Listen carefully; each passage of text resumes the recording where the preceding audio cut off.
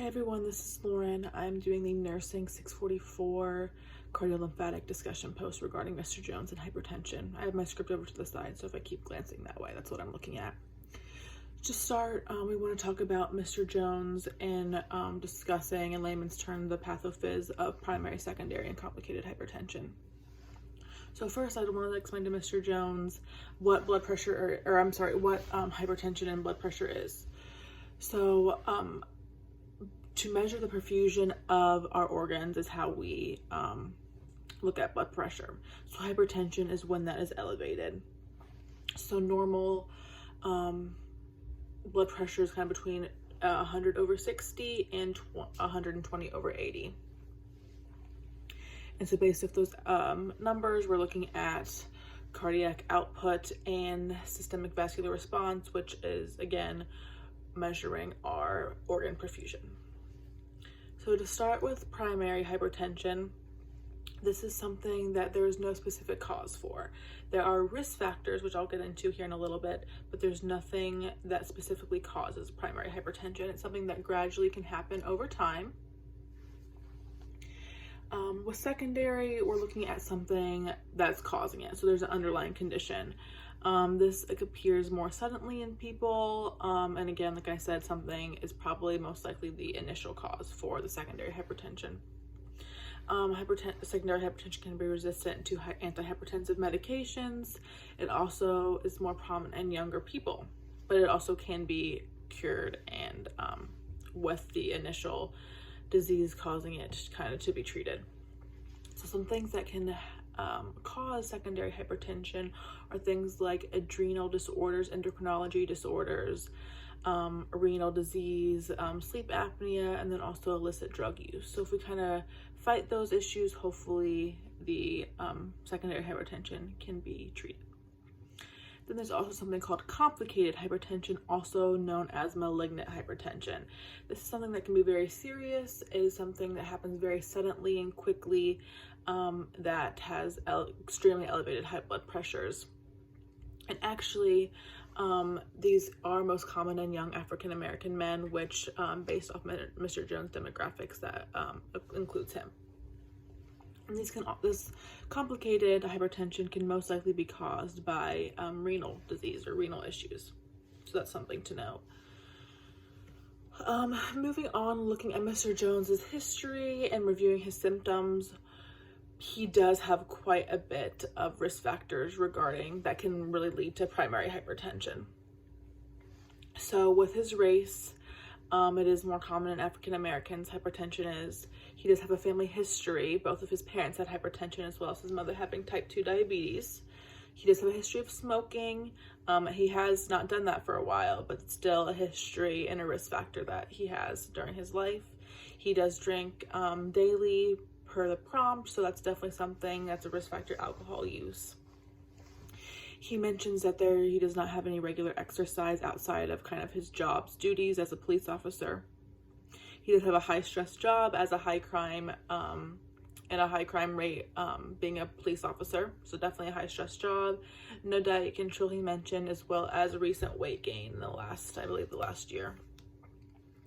So all of those are all risk factors for hypertension, specifically primary, that Mr. Jones is currently going on with Mr. Jones' life. Those risk factors are.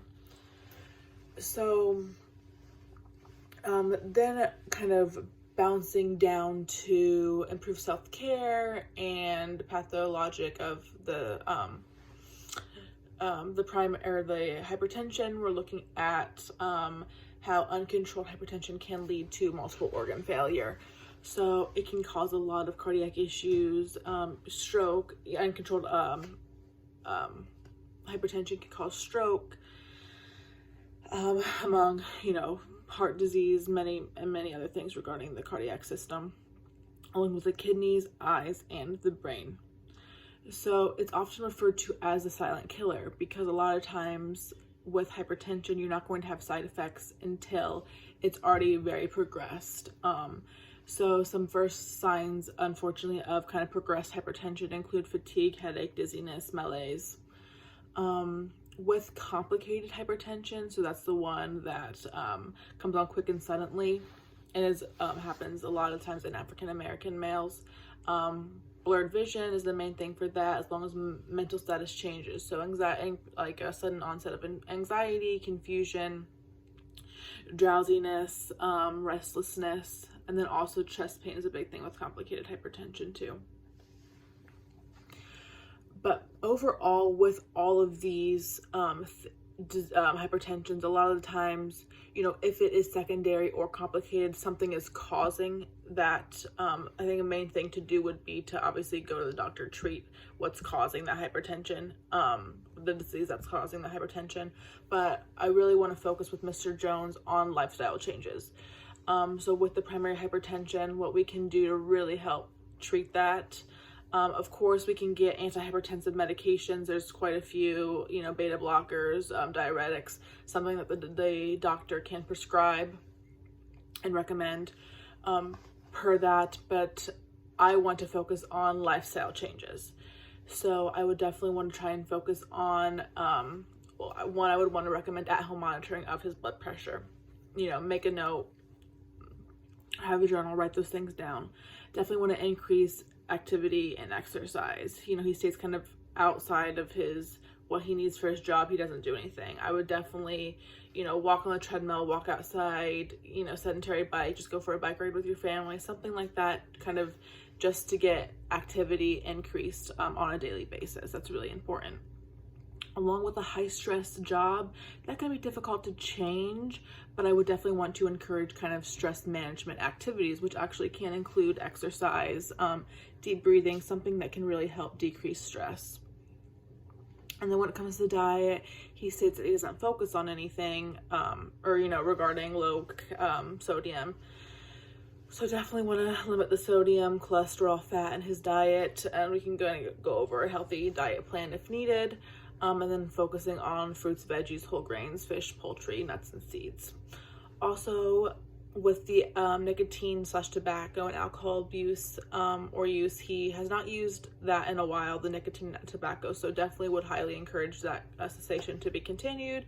And then with the alcohol use, if he doesn't think he can completely give it up, then definitely use it in moderation and not necessarily 5 beers a night. Definitely try to decrease that to, you know, 1-2 times a week, a couple beers max at a time. So definitely try to encourage heavily alcohol cessation or moderation. So that's all I have for Mr. Jones. Thanks, guys.